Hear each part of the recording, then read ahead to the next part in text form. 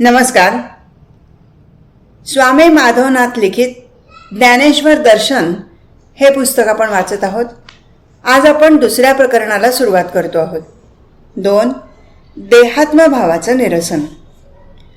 अर्जुनाच्या मोहाचं स्वरूप केवळ वरवरचं नव्हतं. तो मोह खूप खोल रुतलेला होता.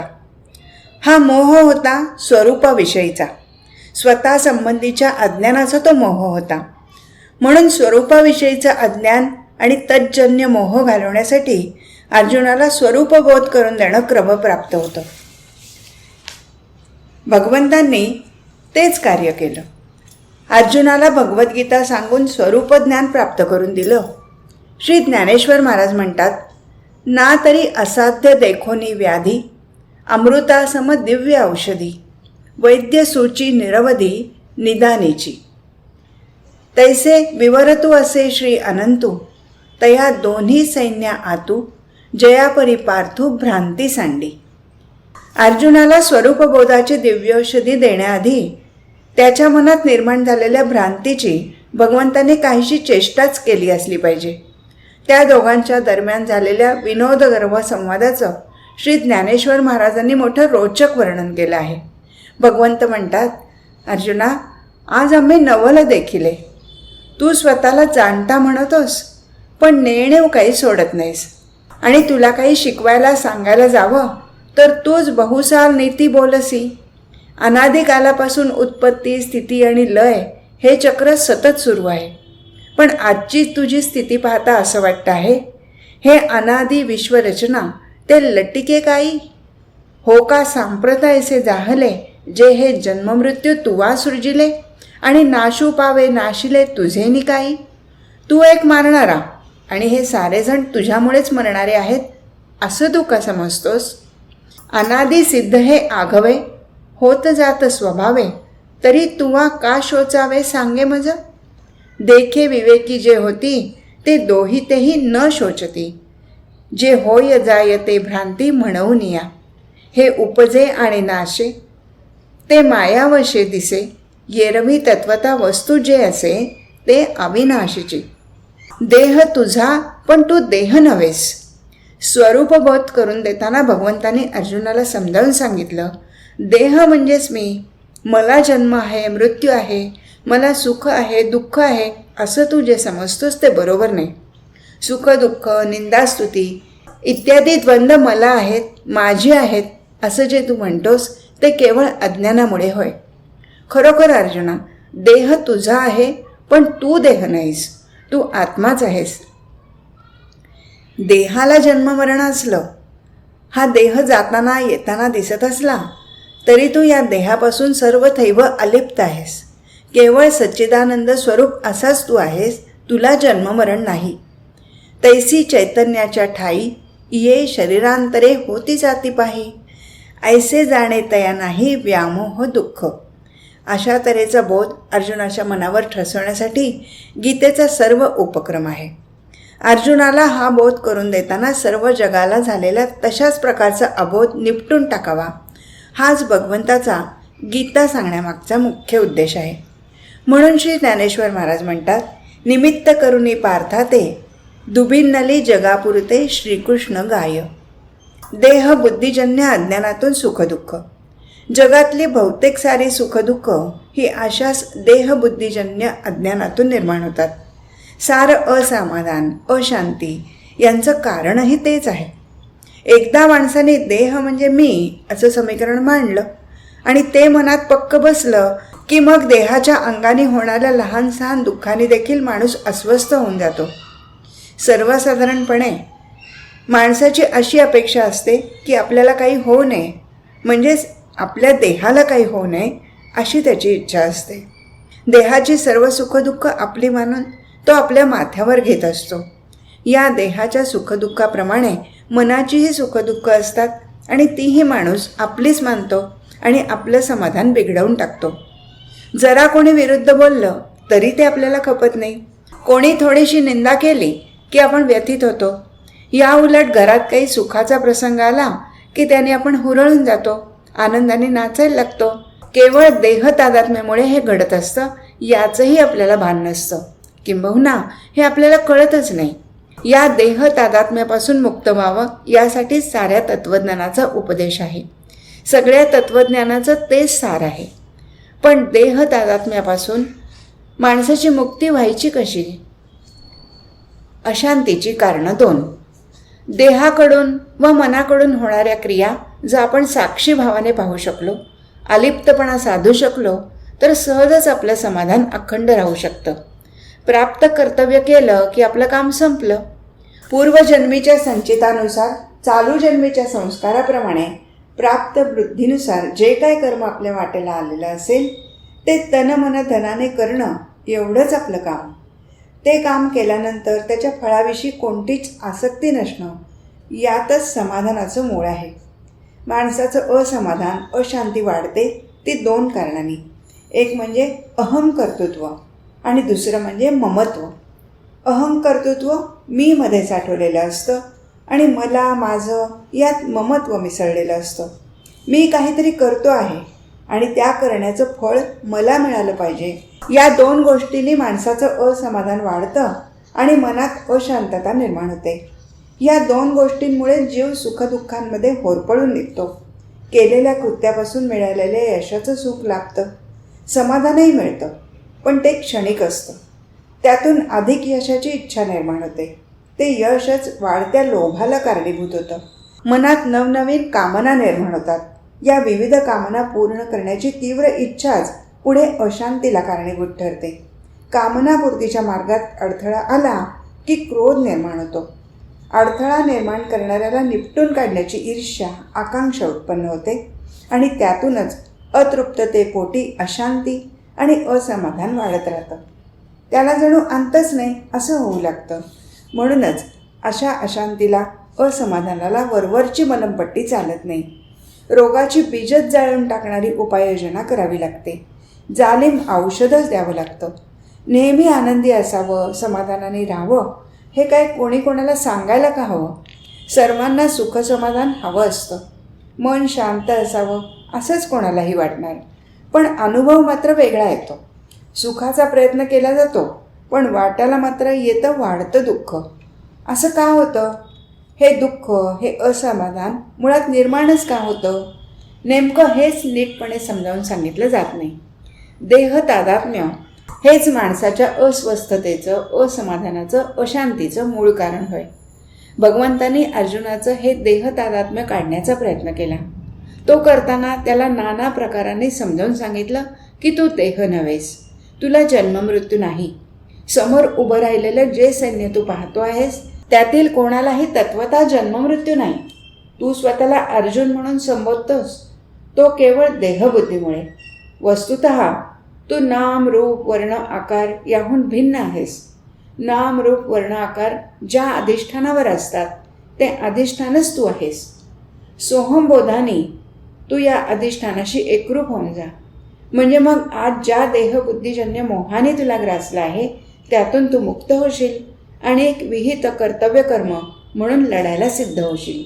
केवळ तू धरुनी देहाभिमानाते, दिठी सुनी या शरीराते, मी मारिता हे मरते म्हणत आहासी. पण अगदी तत्वता सांगायचं तर वधिता तू नव्हेसी, हे वध्य नवती, आणि शरीर जात आघवे, हे नाशवंत स्वभावे, म्हणून तुवा झुंजावे पंडुकुमरा. फळाचा संग सोड. भगवंत अर्जुनाला सांगत आहेत की एकदा का आपलं स्वतःचं आनंद स्वरूप तुझ्या लक्षात आलं की सारं विश्वच तुला आनंदमय, मंगलमय दिसू लागेल. मग देहाने, मनाने किंवा बुद्धीने तुला योग्य असलेली कोणतीही कर्म तू दक्षतेने करीत असलास तरी त्यांच्यापासून तुला कधीही असमाधान वाटणार नाही. श्री ज्ञानेश्वर महाराज म्हणतात, कर्माधारे रहाटीजे, परी कर्मफळ न निरीक्षिजे, परी कर्मफळी आसं न करावी आणि कुकर्मी संगती न व्हावी, हे सत्क्रियाची आचरावी हेतुविण. अर्जुना, तू एकचित्त होऊन सारी कर्म कर, पण ती फळाचा संग सोडून कर. श्री ज्ञानेश्वर महाराज पुढे सांगतात, परी आदरिले कर्मदैवे, जरी समाप्ती ते पावे, तरी विशेषे तेथ तोषावे हेही नको. का निमित्ते कोणे एक, ते सिद्धी न वचता ठाके, तरी तेथी चेनी अपरितोखे क्षोभावे ना. थोडक्यात माझ्या वाट्याला आलेली कर्तव्य मी केली आहेत. मला त्यापासून इतर कोणतंही फळ नको. कर्तव्य कर्म करण्यातच मला समाधान आहे. अन्य कोणत्याच फळाची मला अपेक्षा नाही. असा एकदा बोध झाला की समाधानाचं एकमेव फळ तुला आपोआपच प्राप्त होईल. निष्काम बुद्धीने विहित कर्म करत राहणं आणि सोहमबोधाने देह म्हणजे मी या देहात्मभावातून मुक्त होण्याचा प्रयत्न करणं हा सुखसमाधान मिळवण्याचा राजमार्ग होय. असं एकदा झालं की मग देह म्हणजे मी हा अबोध पूर्णपणे नाहीसा होतो आणि तो जीव स्वानंद साम्राज्याचा जणू चक्रवर्तीच होतो. 3. मोहममतेने स्वधर्माचा विसर. जीव हा मुळात वस्तुतः परमात्मा स्वरूपच आहे. तो नित्यानंद स्वरूप आहे. पण जन्मोजन्मीच्या संस्काराने आणि याही जन्मातल्या आजूबाजूच्या परिस्थितीमुळे जीव आपलं स्वरूप सोडून खाली येतो, पदभ्रष्ट होतो आणि मग तो देहापुरताच संकुचित होऊन राहतो. अर्जुनाची हीच अवस्था झालेली होती. तो स्वदेहाला अर्जुन समजत होता आणि त्या देहाशी संबंधित असलेल्यांना स्वजन मानत होता. या समजुतीमुळेच स्वजनांविषयी वाटणाऱ्या मोहममतेने अर्जुन आपला क्षात्रधर्म विसरला. बालपणी धनुर्विद्या शिकताना वटवृक्षावरल्या एका पक्षाचा वेध घेण्याच्या परीक्षेत तो पूर्णपणे उत्तीर्ण झाला होता. परीक्षकाने विचारलं होतं की तुला काय काय दिसत आहे. अर्जुनाच्या इतर सहकाऱ्यांनी सांगितलं होतं की झाडावरील पोपटाप्रमाणेच आम्हाला झाडाच्या फांद्या पानं दिसत आहेत. पण अर्जुनाने सांगितलं की पक्षाच्या ज्या डोळ्याचा वेध घ्यायचा आहे त्या डोळ्याखेरीज मला दुसरं काहीच दिसत नाही. अर्जुनाच्या या उत्तराने गुरु द्रोणाचार्य खुश झाले. त्यांनी त्याची पाठ थोपटून त्याला बाण सोडण्याची आज्ञा केली. अर्जुनाच्या बाणाने ताडकन झाडावरच्या पक्षाचा डोळा फोडला. खरं म्हणजे लढाईसाठी रणांगणावर उभं टाकल्यावर अर्जुनाला समोर झुंज द्यायला सिद्ध झालेले शत्रूच दिसायला हवे होते. पण त्याला समोर शत्रू दिसलेच नाहीत. त्याऐवजी भीष्म वा द्रोणादी गुरुवर्य, नातेवाईक, मित्रपरिवार असं दिसू लागलं. अर्जुनाच्या ठायी निर्माण झालेला देहबुद्धीजन्य मोह हेच त्याचं कारण. त्याच्या दृष्टीतच बदल झाला. यांच्याशी कसं लढायचं आणि लढून काय मिळवायचं, सर्वांना मारून पापाचा धनी कशाला व्हायचं, असे बुद्धिवादी तर्क कुतर्क तो लढवू लागला. आत्मरूप जीवन सुखरूप. म्हणूनच भगवंताने अर्जुनाच्या मनात निर्माण झालेला देहबुद्धीजन्य अज्ञानप्रणित मोह काढून त्याला स्वरूपाचा बोध केला. श्री ज्ञानेश्वर महाराजांनी म्हटल्याप्रमाणे किंबहुना सोये जीव आत्मयाची लाहे तेथ जे होये तया नाम सुख. म्हणजे जीव जेव्हा आत्मरूप होतो तेव्हाच तो सुखरूप होतो. पण असं नुसतं कोणाला सांगून काही तो जीव एकदम आत्मबोधावर येत नाही. नुसत्या उपदेशाने कोणाला स्वरूपबोध होत नाही. अर्जुन तरी त्याला अपवाद कसा असणार. भगवंताने अर्जुनाचा अज्ञानजन्य मोह घालवण्याचा आणि त्याला स्वरूप ज्ञान करून देण्याचा प्रयत्न केला. पण अर्जुनाच्या अंतःकरणात त्याचा प्रकाश पडेना. भगवंताने सांगितलेलं ज्ञान अर्जुनाच्या अंतःकरणात तत्क्षणी ठसू शकलं नाही. अर्थात हा काही त्याचा दोष नाही. लक्षावधीत नव्हे तर कोट्यावधी महानुभावात एखादाच असा निघतो की सद्गुरूंनी तत्वम असा उच्चार करता क्षणी सोहम असं स्वरूपबोधाचं उत्तर तो देतो. अनेक जन्माच्या साधनेच्या संचिताने हे शक्य होतं. श्री ज्ञानेश्वर महाराजांनी म्हटल्याप्रमाणे तेणे बहुती जन्मी मागिली विक्षेपाची पाणीवळे झाडिली म्हणून उपजत खेवो बुडाली लग्न घटिका. त्यामुळे तद्रुपतेसी लग्न लागोनी ठेले अभिन्न असे होऊन जाते. अर्थात देखे उपलवना सरिसा पक्षी फळासी झोंबे जैसा असे गुरुमुखातून महावाक्य निघताच आत्मबोध होणारे महात्मे क्वचित अपवादात्मकच असायचे. अनुभवाशिवाय पटणं कठीण. सर्वसामान्यांच्या अंतःकरणात असा बोध ठसणं कठीण आहे. आपल्याला जन्म आहे, मृत्यू आहे, सुखदुःखाची बाधा आहे अशीच सर्वसामान्यांची समजूत असते. जन्ममरण हे देहाचं आहे. देह येतात जातात. कपडे बदलणे इतकं ते सहज घडत असतं. हा माझा शर्ट मी घातला, नको तेव्हा काढून ठेवला. शर्ट फाटल्यावर तो बदलला, पण शर्ट बदलल्याने मी काही बदललो नाही. तसाच माझा आणि देहाचा संबंध आहे असं कोणी कितीही अधिकारवाणीने सांगितलं तरी जीवाला ते पटत नाही. तसं सुखदुःख मला नाही, निंदास्तुतीची बाधा होण्याचं कारण नाही असं कितीही कळकळीने कोणी सांगितलं तरी प्रत्यक्ष अनुभवाशिवाय ते पटणं कठीणच आहे. त्यासाठी अंतःकरणाची वृत्ती बदलणं वळणं आवश्यक असतं. तशीच आत्मबोधासाठी जीवाचीही तितकीच तळमळ आवश्यक असते, पण तशी तळमळ क्वचितच दिसते. असा स्वरूपबोध एकदम होत नाही. म्हणून अर्जुनाला भगवंतांनी पायरी पायरीने तो बोध कसा करून घेता येईल ते सांगितलं. त्यातली पहिली पायरी म्हणजे कर्मयोग होय. श्री ज्ञानेश्वर महाराज म्हणतात, म्हणोनी आईके पार्था जया नैष्कर्म्यपदी आस्था तया उचित कर्म सर्वथा त्याज्य नोहे. स्वधर्म जो आचारे तो मोक्षू तेणे व्यापारे निश्चित पावे. म्हणोनी जे जे उचित आणि अवसरे करुनी प्राप्त ते कर्म हेतुरहित आचरेतू. यासाठी श्री ज्ञानेश्वर महाराजांनी जनकादिकांचा दाखला देऊन सांगितला आहे. जे स्वधर्मे निष्कामता अनुसरले पार्था ते कैवल्यपद तत्वता पातले जगी. भगवंताकडे नेणारी कर्मयोगाची वाट. असं या कर्मयोगाचं सविस्तर विवरण भगवंतांनी गीतेत आणि श्री ज्ञानदेवांनी आपल्या भावार्थ दीपिकेत केलं आहे. कर्मण्येवाधिकारस्ते मा फलेषु कदाचन अध्याय 2 आणि स्वे स्वे कर्मण्य बिरता संसिद्धीम लभते नरहा अध्याय 18. ही निष्काम कर्मयोग सांगणारी वचनं घोषवाक्यासारखी तोंडफाट झालेली आहेत. 18व्या अध्यायाच्या शेवटी नाना संसार आडवी क्रमयोग वाट बरवी जोडिली ते मदैक्य गावी पैठी झालीसे.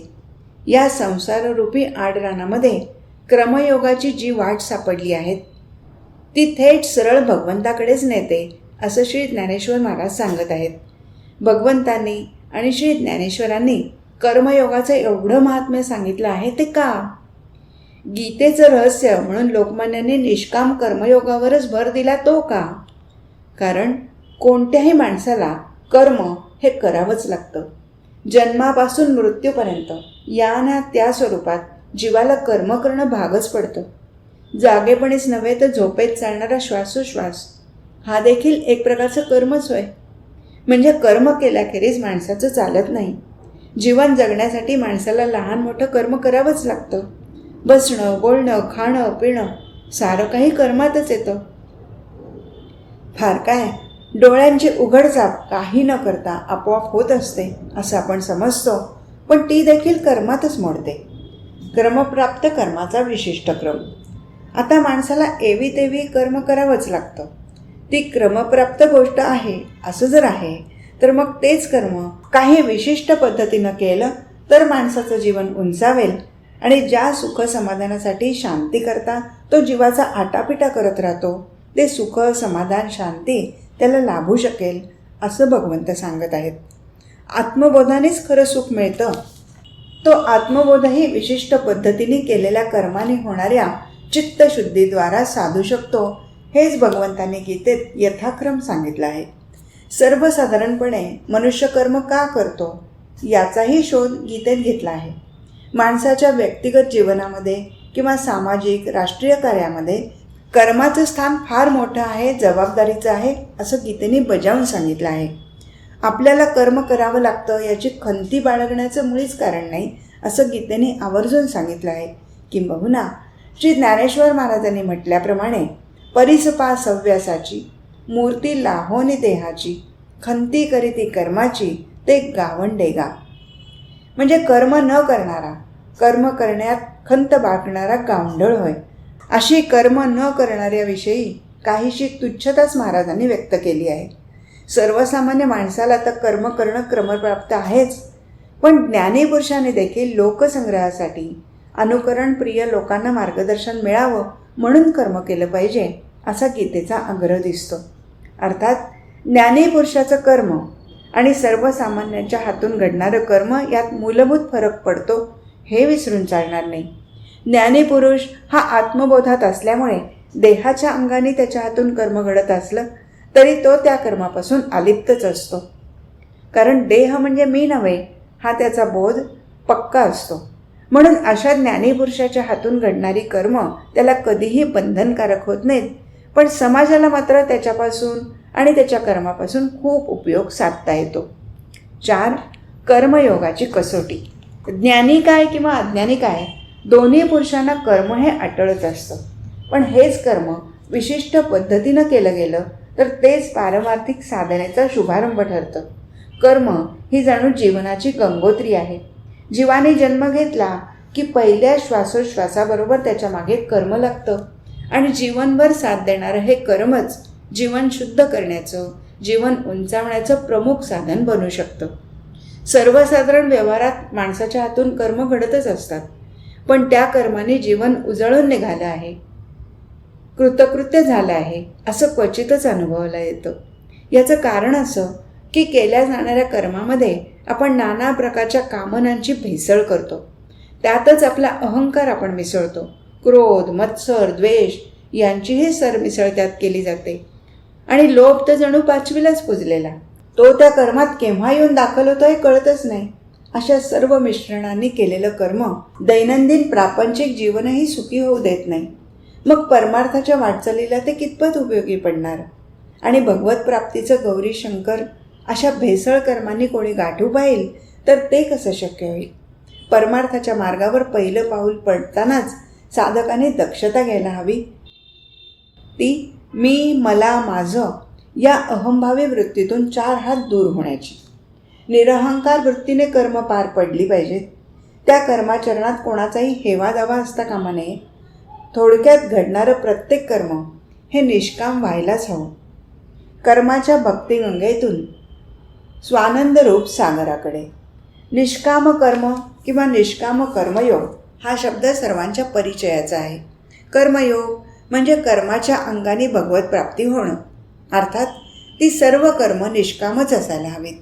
म्हणजे भगवत प्राप्तीशिवाय इतर कोणतीही कामना कर्म करण्यामागे असता कामा नये. हे विश्वचक्र भगवंतांनीच चालवलं आहे. सर्व काही भगवंतांनीच प्रवर्तित केलं आहे. या महाविशाल विश्वचक्रात एक मानवी जीव म्हणजे अणुरेणूपेक्षाही लहान कण. अशा या मानवी जीवाचं जीवन ते केवढं, त्या जीवनातलं त्याचं ते व्यक्तिमत्व, त्याचा तो मोठेपणा म्हणजे किस पेडकी पत्ती, अगदी दर्या में खसखस. अशा या अनुरूप जीवाला खरं म्हणजे स्वार्थ कसला? त्याने आपल्या ठिकाणी राहून भगवंतांनी त्याला जी काय शक्ती बुद्धी दिली आहे त्याचा उत्तम प्रकारे योग्य तो उपयोग करावा.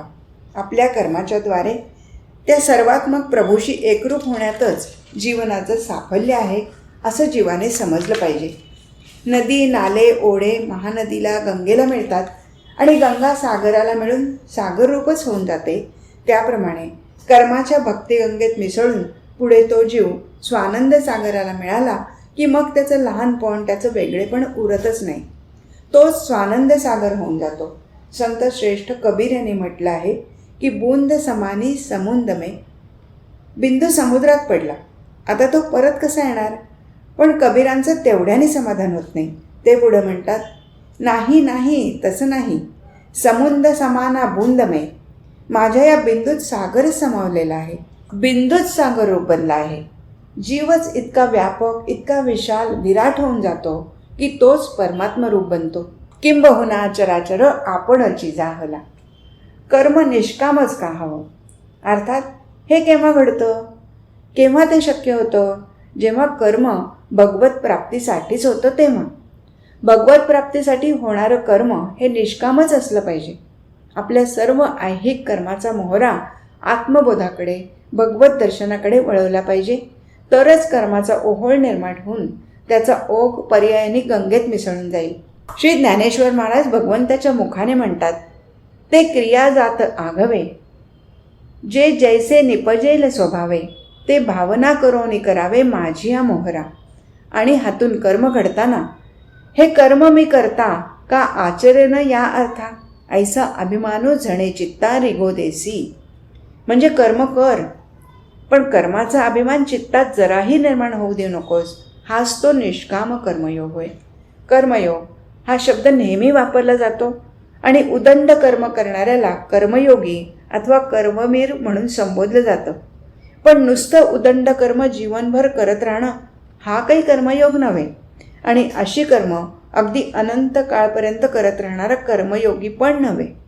मोठमोठे उद्योग करणारे उद्योगपती, निरनिराळ्या संस्थांचे चालक, लहान मोठी अनेकविध व्यवसाय करणारी मंडळी ही सारा जन्म त्या त्या उद्योगात व्यवसायात घडून गेलेली दिसतात. त्यातली कितीतरी मंडळी आपापल्या परीने जीवनात कमी अधिक प्रमाणात यशस्वी झालेली दिसतात. त्यांच्या यशस्वी जीवनाची चरित्र वृत्तपत्रातून आदर्श जीवन म्हणून प्रसिद्धही होतात. समाजाच्या दृष्टीने कर्तव्यदक्ष म्हणून ती मंडळी आदरणीय ठरतात. पण गीतेला अभिप्रेत असलेला कर्मयोगी हा नव्हे, तो याहून अगदी वेगळा आहे. कुर्वन्नपि न लिप्यते हा गीतेचा कर्मयोग आहे आणि सुखम बंधात प्रमुच्यते हा गीतेचा संन्यास आहे. म्हणजे गीतेच्या शिकवणुकीच्या दृष्टीने कर्मयोगी आणि संन्यासी हे तत्वतः एकच आहेत. श्री ज्ञानेश्वर महाराज म्हणतात, दीपाचे नि प्रकाशे गृहीचे व्यापार जैसे देही कर्मजात तैसे योगयुक्ता. तो कर्मे करी सकळे परी कर्मबंधा नाकळे जैसे न सिंपे जडी जळे पद्मपत्र. तरी उचिते कर्मे आघवी तुवा आचरोनी मज अर्पावी परी चित्तवृत्ती न्यासावी आत्मरूपी. अलिप्त दशेला महत्त्व. गीतेला अभिप्रेत असलेल्या कर्मयोगात काय किंवा संन्यासात काय, दोन्ही ठिकाणी कर्म करत असताना अलिप्त दशा प्राप्त व्हायला लागते. पाण्यात राहून पाण्याचा लेप लागू न देणाऱ्या पद्मपत्राप्रमाणे हा अलिप्तपणा साधकाच्या ठिकाणी निर्माण व्हावा लागतो. अर्थात ही अलिप्त दशा केवळ उदंड कर्म करून प्राप्त होणारी नाही किंवा प्राप्त कर्तव्य कर्म टाकून कुठेतरी अरण्यात जाऊनही ती निर्माण होण्यासारखी नाही. अर्जुन तर कर्म टाकायलाच निघाला होता. नातेवाईकांना मारून राज्य मिळवण्यापेक्षा म्हणजे लढण्याचं विहित क्षात्र कर्म करण्यापेक्षा सरळ वनाचा रस्ता धरणं बरं असंच त्याला वाटत होतं. पण अर्जुन कर्म टाकायला सिद्ध झाला होता म्हणून काही भगवंतांनी पाठ थोपटली नाही. आणि दोन्ही बाजूला उभे असलेले शस्त्रसज्ज सैन्यातले सैनिक केव्हा युद्धाला तोंड लागतं आणि आम्ही आपला पराक्रम गाजवतो अशा पवित्र्यात उभे होते. तरी त्यांची हे कर्मयोगी म्हणून भगवंतांनी वाहवा केलेली नाही. कारण नुसतं कर्म करणं अथवा नुसतं कर्म टाकणं याला भगवंत मुळीच महत्त्व देत नाहीत. शिवाय टाकू म्हटल्याने कर्म टाकताच येत नाही. या ना त्या स्वरूपात माणसाला कर्म करावंच लागतं. कराव्या लागणाऱ्या त्या कर्मात अलिप्त दशा कशी प्राप्त होईल, साक्षीभाव कसा निर्माण होईल याला महत्त्व आहे. आणि ती अलिप्त दशा आपला आत्मबोध ज्या प्रमाणात वाढत जाईल, आपलं विचाराचं व्यापकपण ज्या प्रमाणात विकसित होत जाईल त्या प्रमाणातच वाढेल. त्यातूनच म्हणजे अशा निष्काम कर्मयोगाच्या द्वारेच साधक त्या सर्वात्मक प्रभूशी एकरूप होऊन जाईल. म्हणूनच श्री ज्ञानेश्वर महाराज म्हणतात, तया सर्वात्मका ईश्वरा स्वकर्म कुसुमांची वीरा पूजा केली होया अपारा तोषा लागी. आज इथेच थांबू. हरिओम तत्सत.